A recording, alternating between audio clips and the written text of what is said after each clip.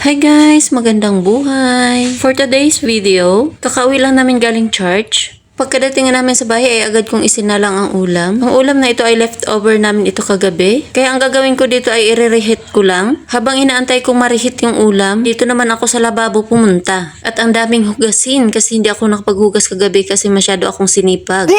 Ang ilang oras lang ang nakalipas tapos na rin akong maghugas. Sa pagkakataong ito kung napapansin nyo, andito ako ngayon sa baba upang magtakal ng bigas. Oo, hindi kayo nagkakamali sa narinig nyo. Inuumpisahan ko na nga maglagay ng bigas sa kaldero. At pagkatapos ko nga magtakal, agaran ko namang idinala sa lababo para mahugasan ko na din. Dalawang hugas nga pala ang gagawin ko dito. At kung mapapansin nyo, ang hugas bigas ko ay inilagay ko sa palanggana para idilig ko ito sa halaman na aking tanim. Sa puntong ito, pangalawang hugas ko na nga ito. Pagkatapos ko nga mahugasan, isinalang ko na din ito. Nang maisalang ko na, dinala ko naman ang aking hugas bigas doon sa aking halaman para aking idilig. Sa pagkakataong ito, ako'y nag-umpisa ng magdilig. Kung nakikita nyo ang aking halaman masyadong malusog, muntika ng matuyo ang dahon, dahil yan sa kasipagan kong magdilig. No.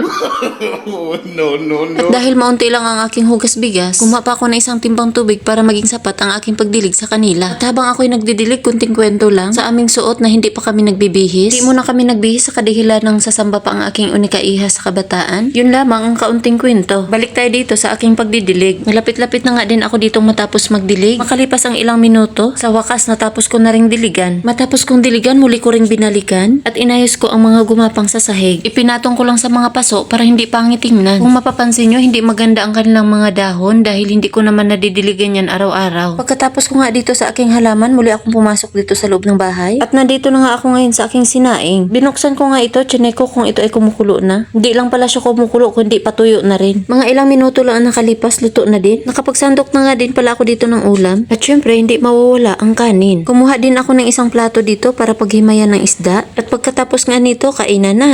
Nilagyan ko muna ng sabaw ang pagkain ng aking unika-iha. At pinaghimay ko na rin siya ng isda. Ilang minuto lang ang nakalipas, tapos na rin kaming kumain. Nag-ayos lang ng kaunti, pumunta na uli kami ng kapilya. Pagkatapos nga sumamba ng aking unika-iha, dumaan naman kami ng palengke para bumili ng gulay. Sa puntong ito, nakakita siya ng hindi ang papa mo, hindi rin ang papa ko, kundi papaya. Hindi na ako nagdalang isip na kumuha nito kasi isa din ito sa paborito niyang prutas. Nandito na nga kami sa counter at babayaran ng namin ang aming nakuha. Pagkatapos naming bayaran, uwian na. That's all.